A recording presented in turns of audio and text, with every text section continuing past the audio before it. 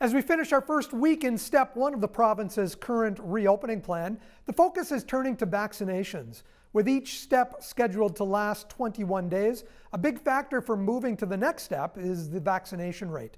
Chair of Niagara's Vaccination Distribution Task Force, Dr. David Deck, joins us.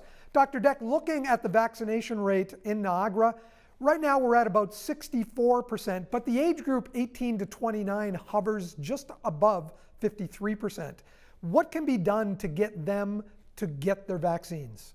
Yeah, I think public health is appreciated that, and I think they're trying to explore their social media options where that demographic tends to, to gravitate to for information and encouragement. So I think public health has a plan to push that agenda, and we're hopeful we can encourage that cohort to get vaccinated, because I think we know that the older people have gotten vaccinated, and it's paid off because they're not the ones that are getting sick, getting into hospital and being in the ICU. It's the younger cohort as you're going down. So certainly, if we can encourage that younger demographic to uptake, then we're going to be a lot better off. We need to hit some targets set by the ministry to start progressing to the next opening level. So we're hopeful that we can hit those targets provincially, so that'll happen. When we look at the vaccination rate in Niagara right now, younger people still trying to get their first vaccinations while older people are trying to schedule their second vaccinations. Is there a little bit of a logjam in Niagara? I think there is. I think if you look, it's been challenging for many people to get on the portal and book available spots. And hopefully they've been able to try to branch out and use other channels like pharmacies, like primary care. There are several primary care providers that are offering vaccinations. So hopefully, and then this week we had some changes in terms of the eligibility with the AstraZeneca. If you got your AstraZeneca in 8 weeks ago, then now you're eligible for a second shot. So all those channels hopefully will come together, and then obviously it depends on vaccine supply. So once the region knows what we're getting, then they can plan better in terms of opening spots to have.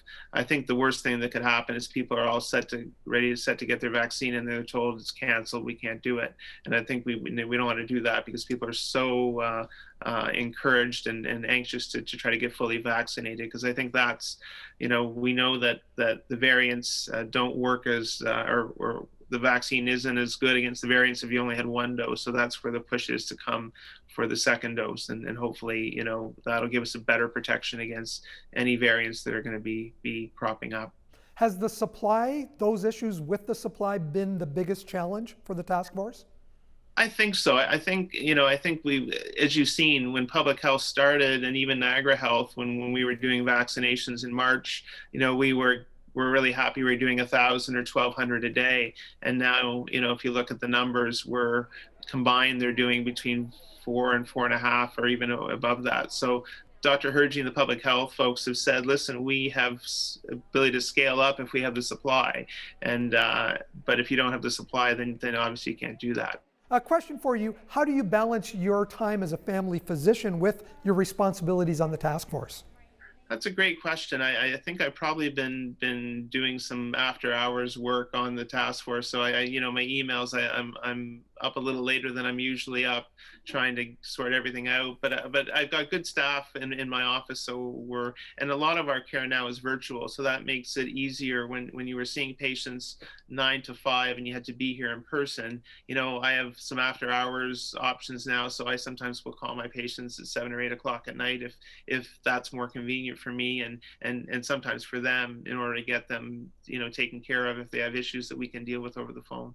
So I think in that case, I'm trying to balance it, but it's been a really great educational experience for me. It's been one of my personal learning experiences and being a part of this, and I was glad that I was asked, and I'm happy with the work that we've done and we've accomplished. I think we've done some really good milestones, and I think everybody's pretty satisfied with the response, and people in Niagara are we're very keen to uptake the vaccine, and our senior population, I think we're bordering on 99 to 100% of people either having it or booked to have it, and I think we've seen that right from the get-go, and so that's a real big win for us.